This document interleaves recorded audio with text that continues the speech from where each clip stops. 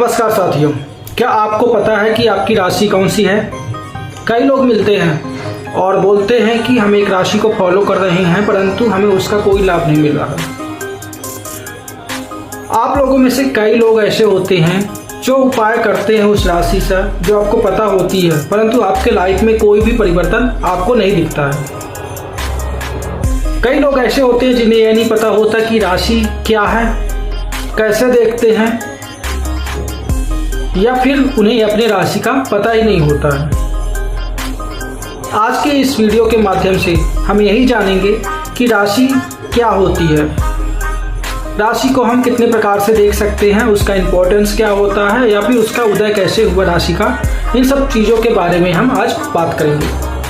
आप इस वीडियो को देखने के बाद आप यह जानकारी जुटा पाएंगे कि आप राशि को कैसे देखेंगे और आपकी राशि क्या है।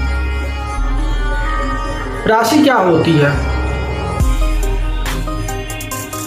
यह बहुत पुरानी बात है कि जब एस्ट्रोलॉजी का जन्म हो रहा था तो उस टाइम पे जो एस्ट्रोलॉजर थे उनके दिमाग में एक चीज़ आया कि हम जब भी किसी को बताएंगे कि आपका एक प्लैनेट इस जगह पर है तो कैसे बताएंगे, उसको हम डिफाइन कैसे करेंगे कि आपका ग्रह किस स्थिति में है, किस पोजीशन में है, इसको हम कैसे बताएंगे। सपोज एक एग्जांपल से हम समझते हैं कि आपका कोई दोस्त है, आपके शहर में आया। सपोज हम शहर का नाम लेते हैं बेंगलोर। बेंगलोर में आपका दोस्त आया और आपसे उसने कहा कि मुझे लेने आ जाओ। आपको कॉल किया, आपको बोला कि आप लेने आ जाओ। आपके माइंड में तुरंत एक सवाल आएगा कि कहाँ पर लेने आ जाओ। मतलब आपको ये जानने की ज़रूरत होगी कि एक्चुअली में पर्सन है कहाँ पर। सामने वाला जब बताएगा कि मैं रेलवे स्टेशन पे हूँ, वार्ड क्रमांक के यहाँ पर हूँ, या फिर इस स्कूल के सामने हूँ, इस मंदिर के सामने हूँ, आप मुझे यहाँ पर लेने आ जाओ, तो आपके माइंड में क्लिक होगा कि हाँ ये बंदा यहाँ पर है और उसे लेने आप चले जाओगे। आपको एग्जैक्ट लोकेशन पता चल जाएगी जिससे आप आसानी से उसे लेकर के आ जाओगे अपने पास। इसी तरह से होता है राशि। राशि जो होता है, हमारा सूर्य सन प्लैनेट जो होता है उसके चारों तरफ सभी ग्रह चक्कर लगाते हैं। तो सूर्य को धुरी मान करके एस्ट्रोलॉजर ने सभी ग्रह को 12 भागों में बांटा जिनसे राशियां तैयार हुई। राशियां जैसे मेष, वृषभ, मिथुन, कर्क, सिंह एक्सेट्रा। अब जैसे आप अपने मित्र को लेकर के आ गए, इसी तरह से हम ये जानने के लिए कि मंगल कहाँ पर है, जुपिटर यानी गुरु कहाँ पर है, इसको समझने के लिए कोई ना कोई एक लोकेशन तो होनी चाहिए। अब लोकेशन के लिए कोई क्राइटेरिया फिक्स होना चाहिए। तो मोटा मोटा एक सॉल्यूशन है हमारे पास, सोलर सिस्टम, जिसमें जो होता है यह कॉन्सेप्ट सभी जानते हैं हमारे। इसमें सूर्य के चारों तरफ सभी ग्रह परिक्रमा करते हैं। जब एस्ट्रोलॉजी को यह डिफाइन करना होता है कि कौन सा प्लैनेट कहाँ पर स्थित है, तो जो पाथ है, जो सूर्य को केंद्र मानते हुए हमने 12 भागों में डिवाइड किया। जो राशियाँ हमें मिली, एक पार्ट को हमने मेष कह दिया, दूसरे को वृषभ कह दिया, तीसरे को मिथुन कह दिया, चौथे को कर्क, पांचवें को सिंह, छठवें को कन्या, सातवें को तुला, आठवें को वृश्चिक, नौवें को धनु, 10वें को कुंभ, और 11वें को मकर और 12वें को मीन कह दिया। अब यह 12 भागों में डिवाइड हो गया। हमें पता चल गया कि 12 राशियां होती हैं। अब जब भी कोई सामने वाला पर्सन आएगा, किसी के यहाँ बच्चे का जन्म होगा, तो वह पत्री लेकर के आएगा या अपनी डेट ऑफ बर्थ और टाइम लेकर के आएगा, प्लेस लेकर के आएगा और पूछेगा कि मेरे बच्चे के ग्रहों के बारे में मुझे बताइए। आप उसकी पत्री देख करके बताएंगे कि आपका जुपिटर जो है मेष राशि में है, सिंह राशि में आपका सूर्य है, एक्सेट्रा, जो भी उसके पत्री के हिसाब से ग्रह होंगे। अब आता है कि राशियों को हम कितने प्रकार से देख सकते हैं। तो सबसे पहला आता है हमारा नाम राशि।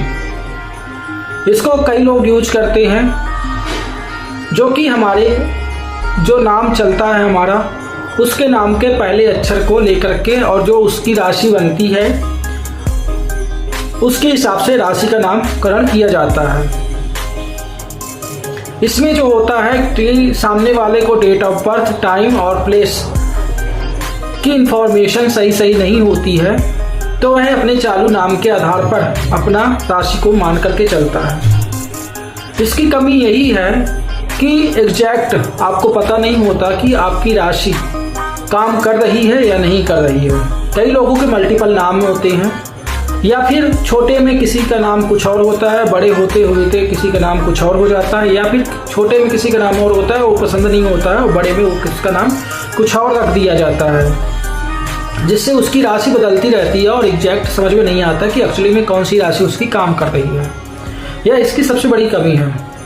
फिर दूसरा तरीका है हमारा वेस्टर्न तरीका, जिसमें वेस्टर्न तरीके से कुंडली में देखा जाता है कि इस टाइम पीरियड में इस बंदे का जन्म हुआ तो इसकी राशि यह होगी। जैसे कि इस चार्ट में लिखा हुआ है कि चार्ट के अनुसार से इस पीरियड के बीच में जिसका भी जन्म जिस पीरियड में होगा उसकी वह राशि हो जाएगी। यह एक वेस्टर्न तरीका होता है, जिसमें हम लग्न को नहीं देखते हैं, कुंडली के भाव को नहीं देखते हैं, एक्सेट्रा ये चीज़ें नहीं देखते हैं, और वेस्टर्न तरीके में इतना माथा पच्ची भी नहीं किया जाता है। तो वो साधारणतः या उसके जन्म से यह बता दिया जाता है कि इसकी राशि यह होती है। अब इसकी कमी, सबसे बड़ी कमी यही है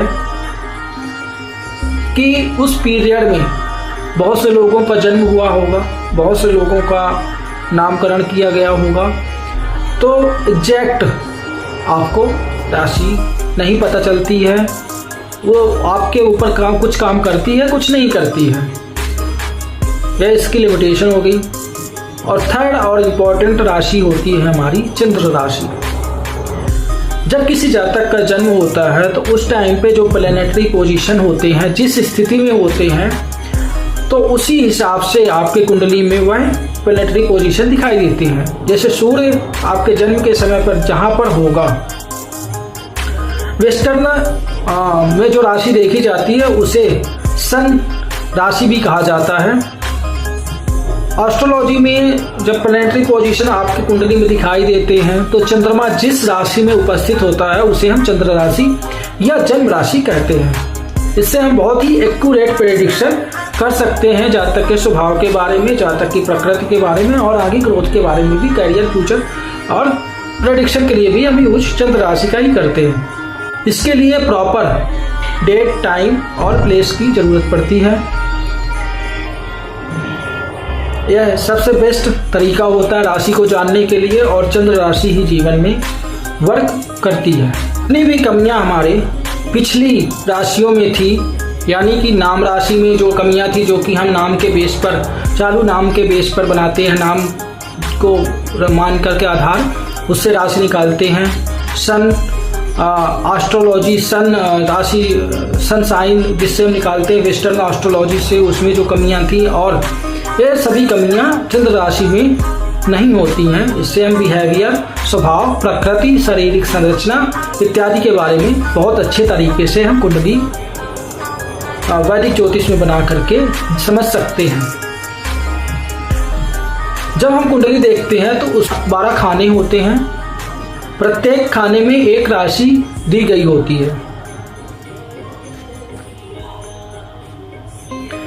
चंद्र राशि हमारी सबसे ज्यादा यूज होने वाली राशि मानी जाती है। तो यह 3 सिस्टम है जिससे हम राशि के बारे में समझ सकते हैं। आपके रिक्वायरमेंट के अनुसार जो आपको सूट करती है उससे आप अपनी राशि को निकाल सकते हैं। जैसे किसी के पास डेट ऑफ बर्थ, टाइम नहीं है तो वह अपने नाम के हिसाब से राशि निकाल सकता है। इससे थोड़ा बहुत आपको प्रकृति, स्वभाव के बारे में जानकारी मिल जाएगी, लेकिन एग्जैक्ट नहीं मिलेगी। फिर दूसरी आती है कि डेट के बीच में, जिसे हम सन राशि कहते हैं, सूर्य राशि कहते हैं वेस्टर्न एस्ट्रोलॉजी के अनुसार से, जिसमें आपको एग्जैक्ट टाइम पता नहीं होता है। आप डेट के हिसाब से कि इस डेट के और इस डेट के बीच में आपका जन्म हुआ है तो आपकी यह राशि होगी। थर्ड होता है हमारी चंद्र राशि, जो कि हम वैदिक एस्ट्रोलॉजी से क्रिएट करते हैं, DOB से पता करते हैं। यदि आपको पता है आपकी date of birth, time, place क्या है, तो आपको आपकी चंद्र राशि ही आपको मानना चाहिए। जन्म राशि जो होती है वही सबसे ज़्यादा आपके जीवन में काम करती होती है। अब ये 3 तरीके हमने बताया। जिसको कुछ भी नहीं पता वह नाम राशि, जिसको अपनी डेट पता है, टाइम नहीं पता, वह सन साइन मतलब सूर्य राशि, और जिसको date of birth, time, place ये सभी चीज़ें जानकारी है, उसको चंद्र राशि के हिसाब से अपनी राशि मानना चाहिए। हम फ्यूचर जानने के लिए मून साइन का ही यूज करते हैं। अब हम समझते हैं कि राशियां कितने प्रकार की होती हैं और उनके नाम क्या होते हैं। तो राशियां 12 प्रकार की होती हैं, जिनका नाम क्रमशः मेष, वृषभ, मिथुन, कर्क, सिंह, कन्या, तुला, वृश्चिक, धनु, कुंभ, मकर और मीन है। तो आशा करता हूं आपको इस वीडियो के माध्यम से यह जानकारी मिल गई होगी आप अपनी राशि कैसे जानेंगे, कैसे पता करेंगे। यदि यह जानकारी आपको अच्छी लगी तो हमारे YouTube चैनल को अभी सब्सक्राइब कीजिए और बेल आइकॉन को दबाना ना भूलिए, जिससे आपको हमारी अपकमिंग वीडियो आसानी से मिल सके। धन्यवाद। जय माता दी।